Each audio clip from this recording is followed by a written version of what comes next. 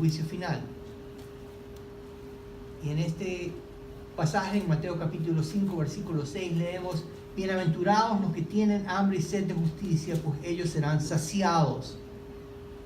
Pues yo quiero que ustedes sepan que Santiago, por cierto, tiene muchísimos pasajes paralelos o verdades paralelas que él ha sacado del Sermón del Monte. ¿De quién las aprendió? De Jesús, que era su medio hermano. Él sabía estas cosas. Y Santiago pues replica estas cosas. Y él sabe que aquellos que tienen hambre y sed de justicia, viene un tiempo donde va a haber una justicia final. Eso es lo que es realmente el juicio final. Es la respuesta de Dios al problema del mal, al problema de la iniquidad en la tierra. Y dice: aquellos que han sido perjudicados y han sido tratados injustamente, ellos van a recibir ¿qué cosa? Justicia. Por eso dice: serán saciados, ¿no? Ellos serán saciados. También nosotros tenemos una verdad similar. Quiero que ustedes lo vean en el Salmo 73, el versículo 27. De hecho, todo el Salmo 73 es toda una argumentación acerca de las injusticias por las que pasan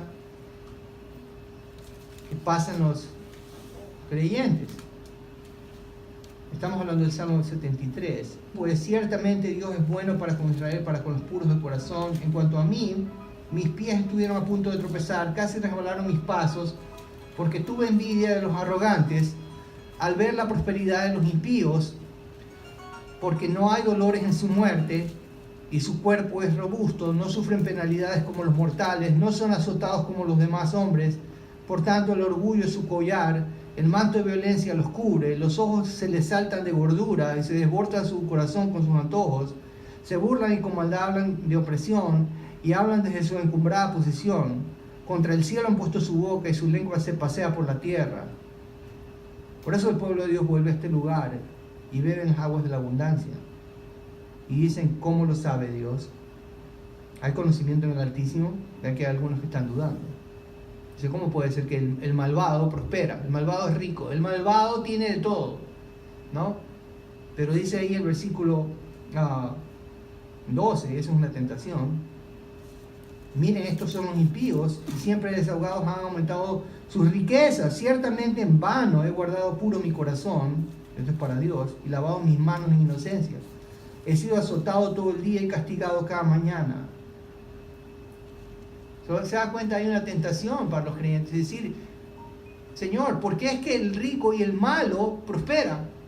Y yo que guardo la palabra de Dios, y yo que creo en Jesucristo, estoy con problemas. Pero el Salmo responde, ahí el versículo 27 dice: porque los que están lejos de ti perecerán, tú has destruido a todos los que te son infieles. Pero para mí, estar cerca de Dios es mi bien. En Dios el Señor he puesto mi refugio para contar todas tus obras. El juicio final viene como una respuesta. Santiago, a través de toda la carta, él nos ha dicho en el capítulo 3 y en el versículo 1, dice que los maestros presuntuosos recibirán juicio en su escrima, ¿no? Es un veredicto. O sea que hay algunos que quieren ser maestros. Yo veo eso a veces en el cuerpo de Cristo, ¿no? Muchos quieren ser maestros de la Biblia, no saben lo que se meten. Porque el hecho es que Dios va a juzgar a aquellos que dicen que conocen la palabra de Dios y no la ponen en práctica. Pero en el capítulo 4, en el versículo 12, Santiago nos habla acerca de que hay un juez que es capaz de salvar y capaz también de condenar, es la idea, de destruir. Solo hay un legislador y juez que es poderoso para salvar y para destruir, pero tú, ¿quién eres que juzgas a tu prójimo? También se nos dice en el capítulo 5, versículo 9, dice que el juez está a las puertas. No, dice que hermanos no se quejen unos contra otros para que no sean juzgados, ya el juez está a las puertas. Quiero que usted note esto. Santiago tiene esta idea de que la justicia va a venir, la justicia venidera viene, el juez va a venir. Hay un juicio final. Vamos a tener que enfrentarnos cara a cara con el Señor de la creación. ¿Pero qué es el juicio final? Esa es la gran pregunta que tenemos. ¿Qué es el juicio final? Pues quiero decirle, en el Antiguo Testamento, y particularmente para los judíos, se ha conocido como Yom Hadin, Es el día del juicio. De hecho, las religiones abrámicas que tienen a Abraham como el padre de la fe saben de que hay un día del juicio. Y ellos conocen del día del juicio. Por tanto, los cristianos también deben saber qué cosa acerca de este juicio. ¿Saben lo que nos ha pasado? Es que cuando Nietzsche dijo que Dios estaba muerto, muchos han comenzado a sepultar a Dios. Y ellos se han olvidado de esta verdad. Se han olvidado de este punto, convenientemente. Ignorantia legis non excusat. La ignorancia de la ley no excusa a nadie. ¿Saben una cosa? ¿Cuántos saben de que a pesar que uno no quiera reconocer que viene un juicio final, el asunto que sí va a venir? ¿Me entienden? Eso es lo que pasa. Nietzsche hizo que las personas se alegraran con esta idea, porque él dijo, Dios está muerto, y sabe que muchos dijeron, por fin nos libramos del Dios de la Biblia, nos libramos de la palabra de Dios, no hay que dar cuenta de ningún Dios, ahora vamos a vivir como queremos. Y así vive el racismo, así vive el aborto, así viven los que se divorcian, así viven los que hacen maldad. Se han amparado de la evolución y decía, venimos de una explosión. Por cierto, yo puse un post esta semana y decía que la nada creó la nada, y entonces de pronto a la nada se volvieron dinosaurios, y todo eso hace perfecto sentido. No hace perfecto sentido. Es una excusa barata para negar al Dios de la Biblia, al Dios de la creación, al Dios al cual tenemos que dar cuenta.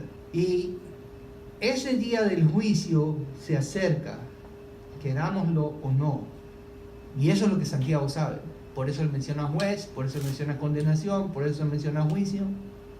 Todo el tiempo él está pegando en este punto. El doctor Greg Allison, profesor de teología cristiana del Southern Baptist Theological Seminary, ha dicho lo siguiente. Dice, es un veredicto público que encierra a todo el mundo, que será dictado ante el trono de Jesucristo, el tribunal de Cristo, el cual estará sentado en un trono blanco, un gran trono blanco, como dice Apocalipsis 20, 11 al 15. Cristo ejecutará este juicio evaluando las obras de las personas que hicieron durante su vida terrenal. De acuerdo a algunos, este juicio ocurrirá a la segunda venida de Cristo. Eso es lo que leemos en el credo. Esa era la confesión histórica de la iglesia, de que Cristo va a regresar por segunda vez para juzgar a los vivos y a los muertos. Ese ha sido el punto de vista dominante de los padres de la iglesia, y luego de los reformadores y de todas las confesiones protestantes, como dice el teólogo Berkhoff.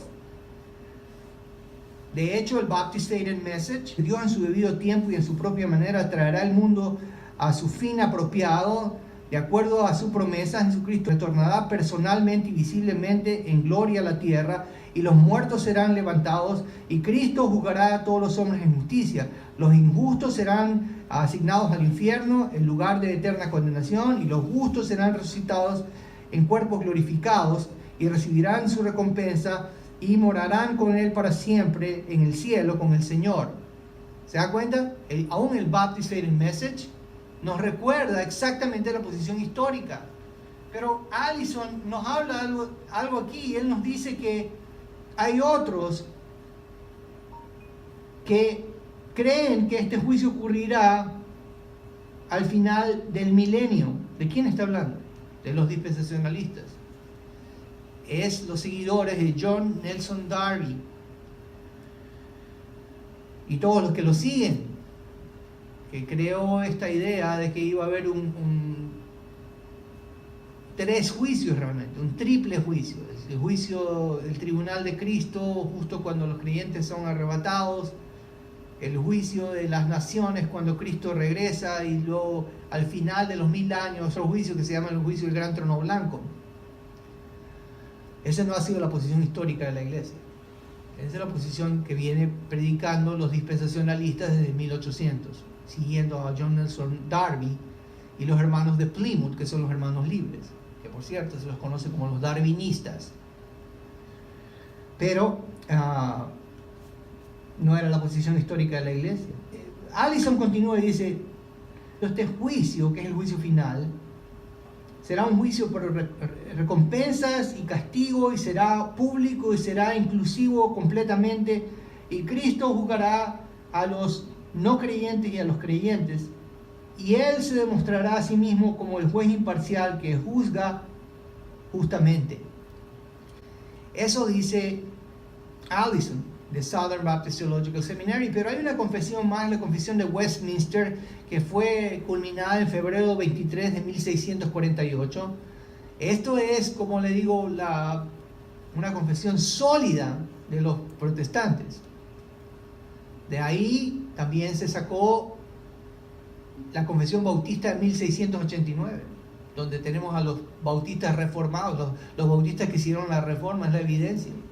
Pero esto es de donde salió esa confesión bautista de 1689. El capítulo 23 y las secciones 1 al 3 dice que Dios ha señalado un día en el cual juzgará al mundo con justicia por Jesucristo, Hechos 17:31, a quien todo poder y juicio ha sido dado por el Padre, Juan 5, 22 y 27. En aquel día no solo los ángeles apóstatas serán juzgados, 1 Corintios 6:3, Judas 6, 2 de Pedro 2:4, sino que todas las personas que han vivido sobre la tierra comparecerán delante del tribunal de Cristo para dar cuenta de sus pensamientos, palabras y acciones, y para recibir conforme a lo que hayan hecho en su cuerpo, sea bueno o malo. 2 de Corintios 5:10, Eclesiastés 12:14, Romanos 2:16 y 14:10 y 12, Mateo 12:36 al 47.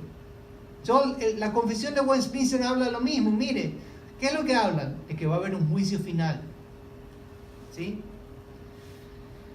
¿Qué es? Es ese juicio que se acerca. Un juicio para condenación de algunos, pero recompensa para otros. ¿Quién lo va a presidir? Es la pregunta.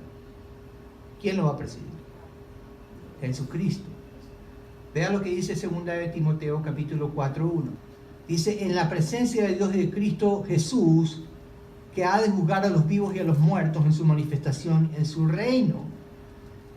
Es Cristo Jesús el que va a juzgar. Cristo va a juzgar. Y dice en su manifestación, la palabra epifanía, es una manifestación visible. Cristo va a venir de una manera visible. No invisible ni secreta como algunos creen, los darwinistas de nuevo. Él viene de una manera visible. Y cuando Él viene es que ese juicio va a comenzar. Él va a presidir este juicio. De hecho, mira lo que dice Tito 2:13, para que usted vea este asunto. Pero Tito 2:13 menciona algo así, ¿no?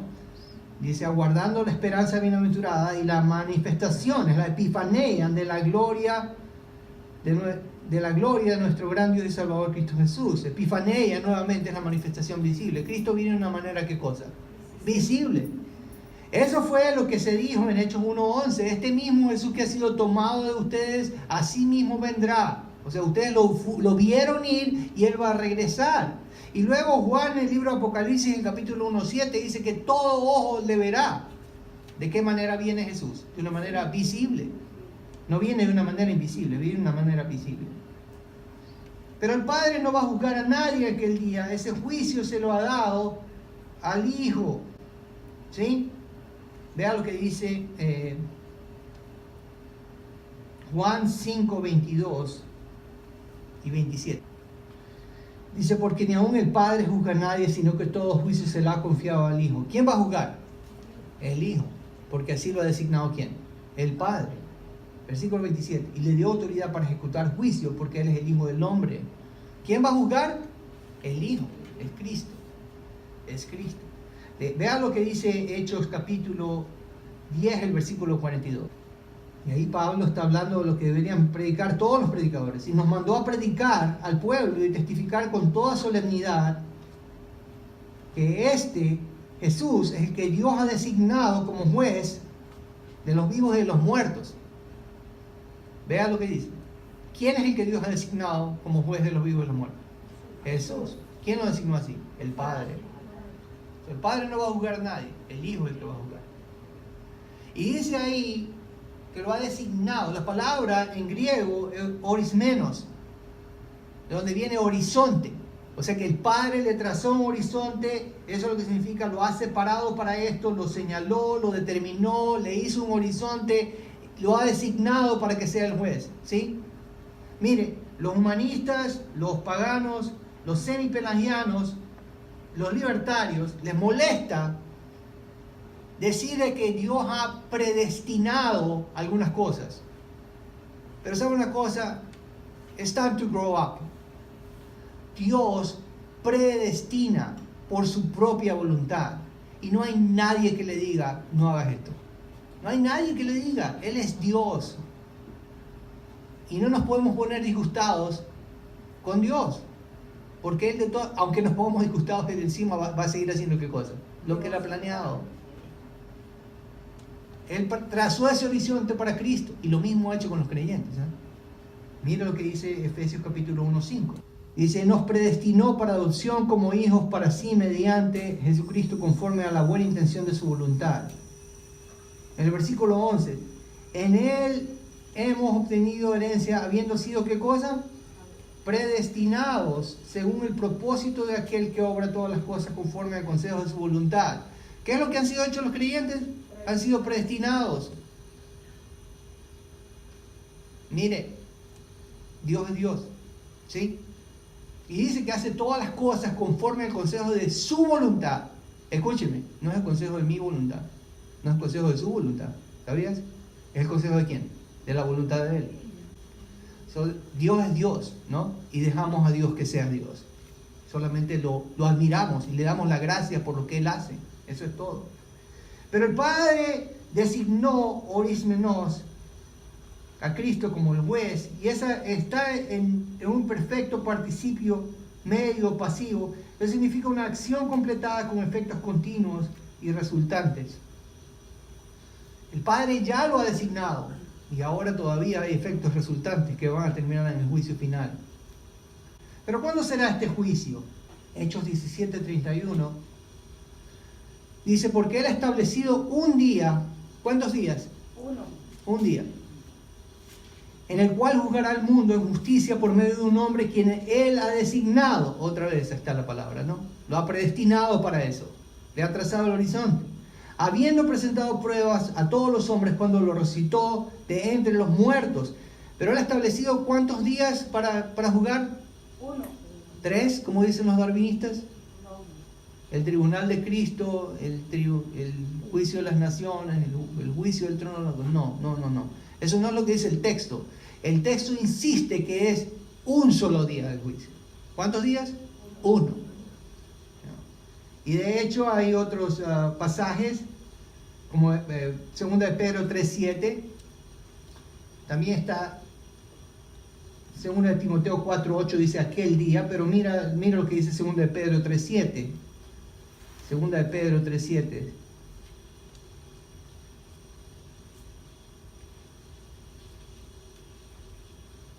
Pero los cielos y la tierra actuales están reservados por su palabra para el fuego, guardados para el día del juicio. ¿Cuántos días? 1. Es el día del juicio. No son los días de los juicios. Es el día del juicio, singular, ¿no? Y de la destrucción de los impíos. Ese es el punto de vista de los reformadores. El punto de la confesión bautista, ¿no? La Oundle Baptist Center Message. Punto de vista de la confesión de Westminster, es el punto de nosotros, porque está en la Escritura. Pero bien, ¿cuándo será este día? Cuando Cristo venga en su gloria. Mateo 25:31 dice ahí, pero cuando el Hijo del Hombre venga en su gloria y todos los ángeles con Él, entonces Él se sentará en el trono de su gloria. Ahora déjeme decirle esto, nosotros no sabemos cuándo va a ser esto. ¿Sabe eso? Sabemos que ocurrirá, pero no sabemos cuándo ocurrirá. Por eso dice el libro de Marcos, capítulo 13:32, que nadie sabe ese día. Pero de aquel día, nuevamente, mire eso, ¿cómo se llama? Aquel día, singular, ¿no? Aquel día es el día del juicio, el día que Cristo regresa. O de aquella hora nadie sabe, ni siquiera los ángeles del cielo, sino ni el Hijo, solo el Padre, sino solo el Padre. Sin embargo, especuladores, los que pretenden saber y leer las señales que marcan su venida, tratan de pronosticar esto. ¿Sabes qué? Siempre se equivocan, ¿no? Terminan haciendo un gran negocio porque venden libros y venden videos y venden parafernalia. Mire, ¿qué es lo que están haciendo? Miren, ¿qué están haciendo? Dinero. dinero. Pero nada de eso va a pasar. Escuche, porque del día y la hora nadie sabe. Nadie sabe. De hecho, el Señor dijo en Lucas capítulo 12, versículo 40, estén preparados porque el Hijo del Hombre vendrá a la hora que no esperan. Y Mateo 24, 44 repite lo mismo, estén preparados porque el Hijo del Hombre vendrá a la hora que no piensan. El Hijo del Hombre va a venir cuando no lo esperan, dice así. El Hijo del Hombre, aunque la gente no quiera creer, va a venir cuando la gente no piensa que va a venir. ¿Me entienden? De hecho, se le llama como un ladrón en la noche. ¿Quién sabe cuándo llega el ladrón? Nadie. Pero por eso es que tenemos que estar preparados y precavidos. ¿Cómo será este juicio? Daniel 12:2. Dice, muchos de los que duermen en el polvo de la tierra despertarán, unos para la vida eterna y otros para la ignominia, esto es el reproche, la vergüenza, para el desprecio eterno. Los entendidos, esos son los creyentes, ¿no? Brillarán como el resplandor del firmamento y los que guiaron a muchos a la justicia, eso es lo que enseñaron la palabra de Dios, como las estrellas por la eternidad. ¿Cuántos quieren brillar? Como las estrellas por la eternidad. Entonces tiene que aprender las palabras de justicia que están en la Biblia para que usted pueda compartirlas. Esa es la promesa, ¿no?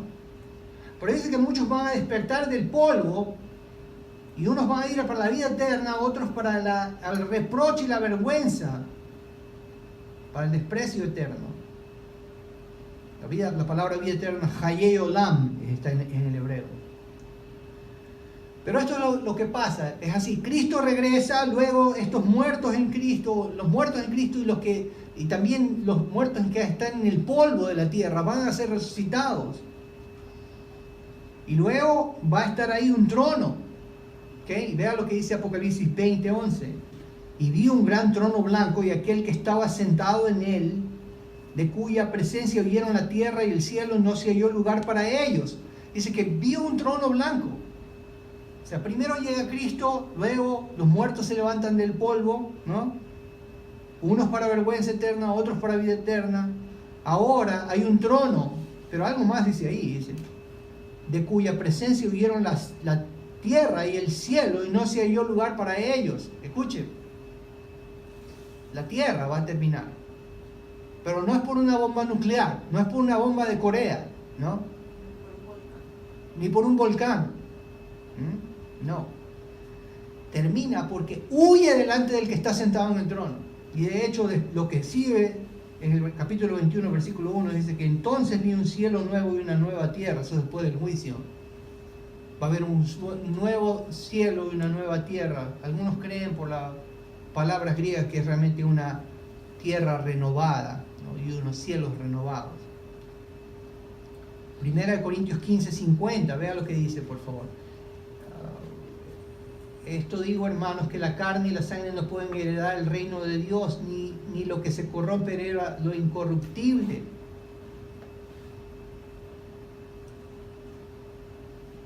En el versículo 42 del 15 también dice, así es también la resurrección de los muertos, se siembra un cuerpo corruptible, se resucita en un cuerpo incorruptible, vamos a estar en cuerpos incorruptibles. Escúchenme, unos para vida eterna, pero otros para ¿qué? Para condenación eterna. Incorruptibles. ¿Sabía eso? Esto de aquí, esta carne va a perecer, pero Dios a todos nos va a dar un cuerpo incorruptible. Unos para entrar a la vida eterna, otros para entrar a la condenación eterna. Este va a ser un gran evento. De hecho, el libro de Pedro habla de que va a ser un evento cataclísmico. Segunda de Pedro, capítulo 3.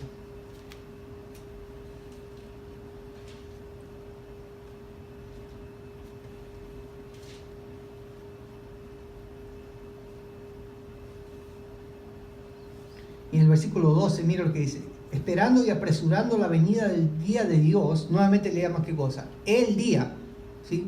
No son los días, es qué cosa. El día, un día.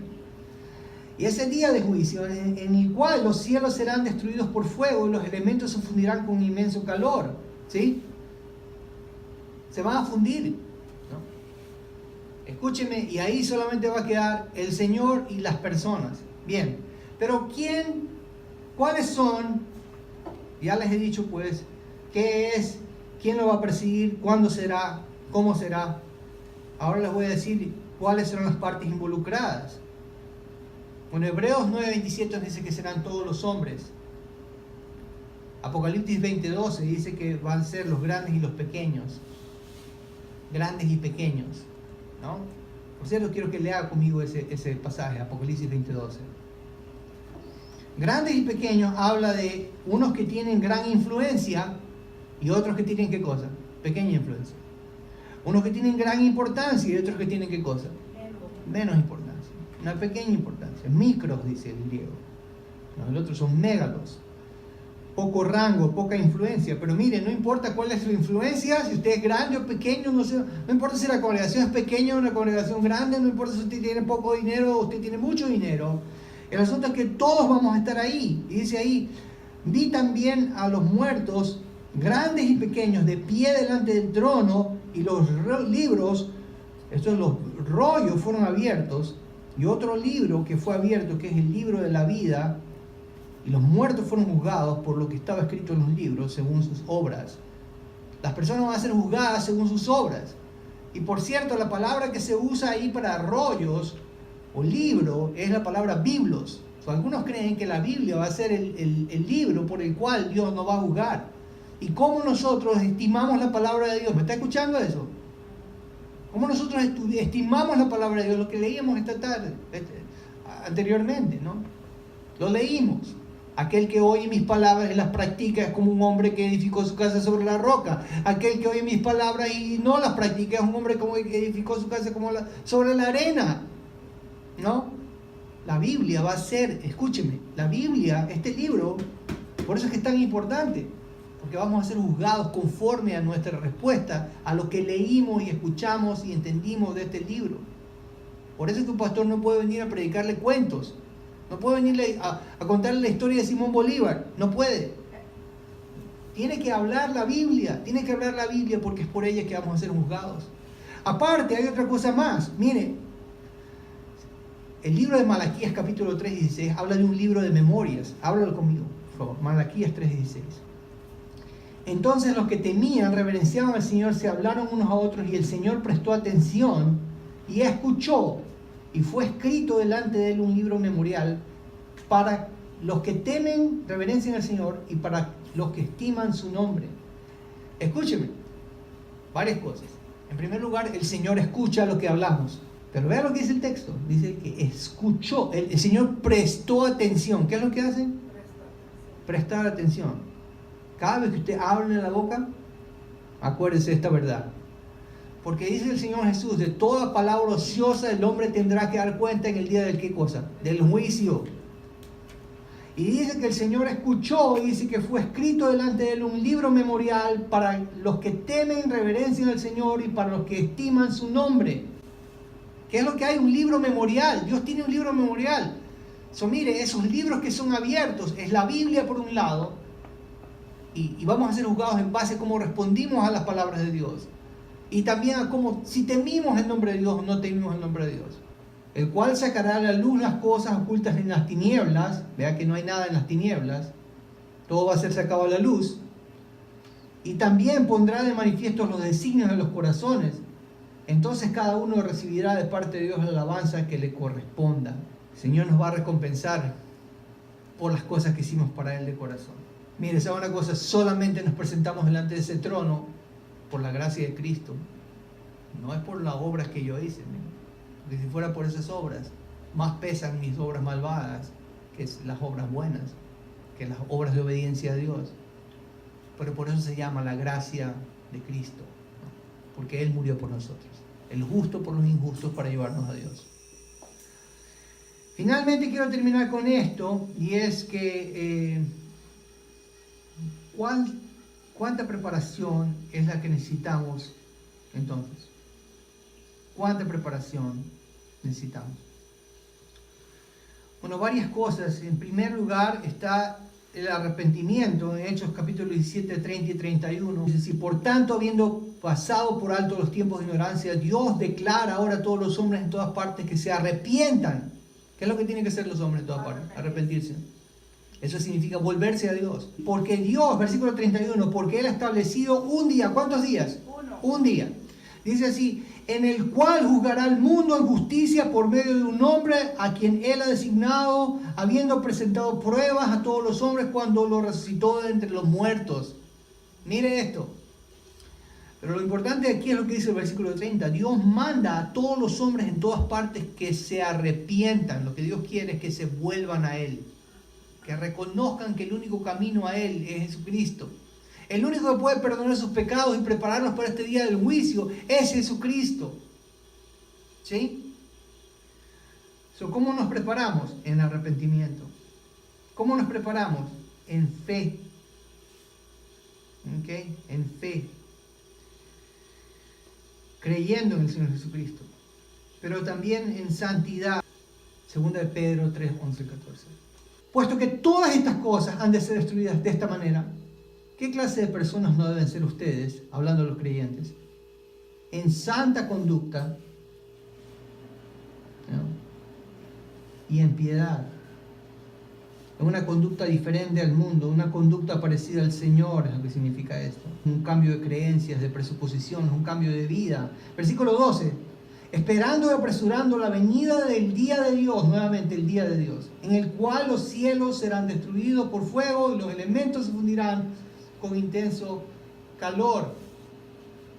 Y de hecho mira la esperanza, porque están los creyentes hablando, dice, pero según su promesa nosotros somos los creyentes, ¿no? Los que creemos en Cristo Jesús. Esperamos nuevos cielos y nueva tierra en los cuales, ¿qué cosa? Mora la justicia. Mire, ¿cómo nos preparamos en arrepentimiento? ¿Cómo nos preparamos en fe? ¿Cómo nos preparamos en santidad? ¿Cómo nos preparamos? En oración, porque Mateo, ya lo leímos, en Marcos 13, 33 dice, velad y orad, velando y orando. Ustedes no saben el día ni la hora, ¿no? Que Dios es el hombre de venir. Y finalmente Pedro termina en 1 de Pedro 1:17, nos dice que debemos andar en temor, en reverencia. Si invocan como Padre aquel que imparcialmente juzga según la obra de cada uno, condúzcanse con temor, eso es phobos en el griego, respeto, alarma. Alguien que está sin recursos suficientes, es lo que dice. Temor, reverencia durante el tiempo de su peregrinación. ¿Cómo tiene que conducirse? Con reverencia. ¿Sabe por qué? Porque el juicio viene. Por medio de Él tenemos redención de los pecados. Y por medio de Él hemos de entrar en el reino celestial. Y por medio de Él se nos dará amplia entrada en el reino eterno de nuestro Dios y Salvador. Vamos a terminar orando. Señor, te agradecemos en este día porque hemos aprendido acerca del juicio final. Y Señor, sabemos que Santiago vivía pensando en esto.